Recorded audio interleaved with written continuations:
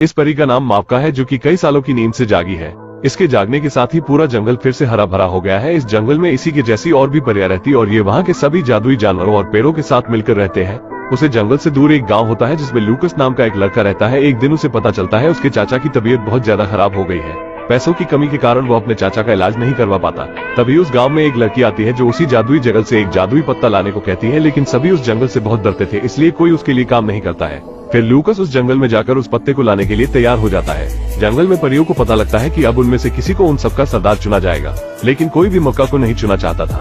अगले दिन लूकस 2 सैनिकों के साथ जंगल में पहुंच जाता है, जहां सैनिक बंदूक की आवाज से सभी जानवरों को डरा देते हैं। जब नवका को पता लगता है तो वो लूकस को सबक सिखाने निकल पड़ती है, लेकिन उसकी बांसुरी की आवाज सुनते ही शांत हो जाती है। तभी उसकी बॉडी भी चमकने लगती है। लूकस जब उसे देखता है तो डर के मारे वहाँ से भागने के चक्कर में उसका खोपड़ा एक पेड़ से टकराता है और वहीं पर बेहोश हो जाता है।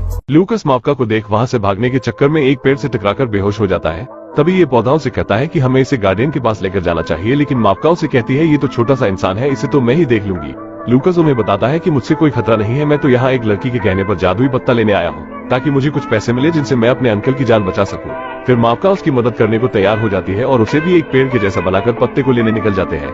दूसरी तरफ लड़की के भेजे गए गार्ड जब वापस पहुंचते हैं तो लड़की बहुत गुस्सा हो जाती है। तभी उसके चेहरे पर झुर्रियां पड़ने लगती है, जिसे देख वो जल्दी से एक बूंद सोर्स ऑफ लाइफ का अपने चेहरे पर लगाती है और फिर जवान हो जाती है।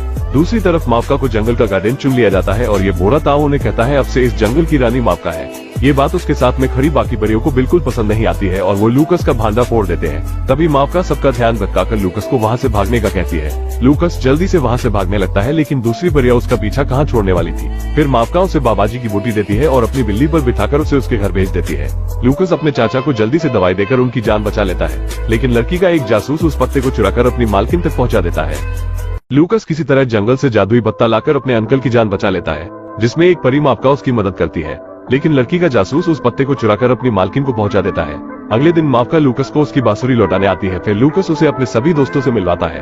अब जैसे ही लूकस मावका के लिए बांसुरी बजाता है तो मावका की पूरी बॉडी चमकने लगती है, जिससे सभी गांव वालों को पता चल जाता है कि मावका एक परी है जो कि जादुई जंगल से आई है और उसे कैद कर लिया जाता है। फिर ये लड़की अपने भड़काऊ भाषण से सभी गांव वालों को बताती है कि परियां अच्छी नहीं होती है और उन्होंने ही मेरे पिता को मारा था। ये सुन सारे गांव वाले मावका को मारने का कहते हैं, लेकिन तभी वहाँ पर जादुई पेड़ आकर उसे बचा लेते हैं और उसे बताते हैं कि इंसान अच्छे नहीं होते हैं और हमारे बीच कभी दोस्ती नहीं हो सकती है।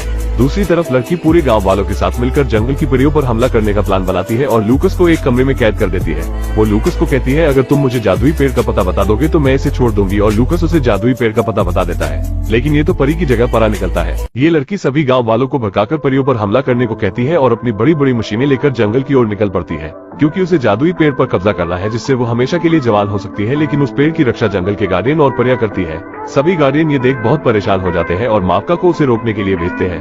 मावका अपनी शक्तियों से सभी मशीनों को रोक देती है और उसे कहती है अगर तुम सभी लोगों को यहाँ से लेकर जाओ तो मैं तुम्हें एक जादुई पत्ता दे सकती हूँ, लेकिन इस लड़की को तो पूरा पेड़ ही चाहिए और उसे साफ मना कर देती है। लड़की उसे कहती है तुम कितनी बुरी हो और लूकस कितना अच्छा है जो दूसरों की परवाह करता है। लड़की उसे कहती उसे तो मैंने ही यहाँ जंगल में जादुई पेड़ का पता लगाने भेजा था, जिसे सुन मावका बेचारी का तो दिल ही टूट जाता है। जिसे समझा था सया उसी ने काट दी पेड़ की बया।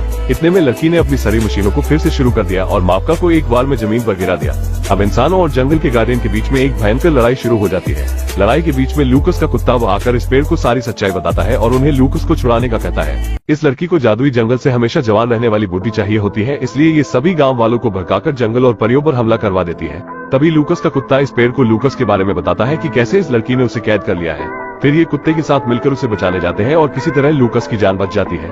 अपने जंगल और परियों को बचाने के लिए मावका देवी से मदद मांगती है तो देवी उसकी मदद करने को तैयार तो हो जाती है, लेकिन उसके बाद मावका किसी और ही दुनिया में चली जाएगी। अपने जंगल को बचाने के लिए मावका उनकी शर्त को मान लेती है और एक भयंकर आग के तूफान में बदल जाती है। सभी लोग उसके इस रूप को देखकर वहाँ से अपनी जान बचाकर भागने लगते हैं। मावका को खुद पर कोई कंट्रोल नहीं होता है और वो अपने रास्ते में आने वाली हर एक चीज तबाह करती जा रही थी। तभी ये पौधा लूकस से कहता है उसे रोकने का अब कोई तरीका नहीं है, वो सारे गाँव को जलाकर राख कर देगी। फिर लूकस को एक आइडिया आता है, वो जल्दी से अपनी बांसुरी बजाने लगता है, जिससे मावका का गुस्सा तो शांत हो जाता है, लेकिन उसकी आत्मा किसी दूसरी दुनिया में पहुँच जाती है। फिर वो देवी से उसे वापस भेजने का आग्रह करती है और वहाँ से वापस अपनी दुनिया में पहुँच जाती है और अब इंसान और जंगल के सारे जीव खुशी खुशी रहने लगते हैं। लेकिन इस लड़की को किसी तरह वो जादुई नदी मिल जाती है और जैसे ही उसने जाती है तो कुछ ज्यादा ही जवान हो जाती है।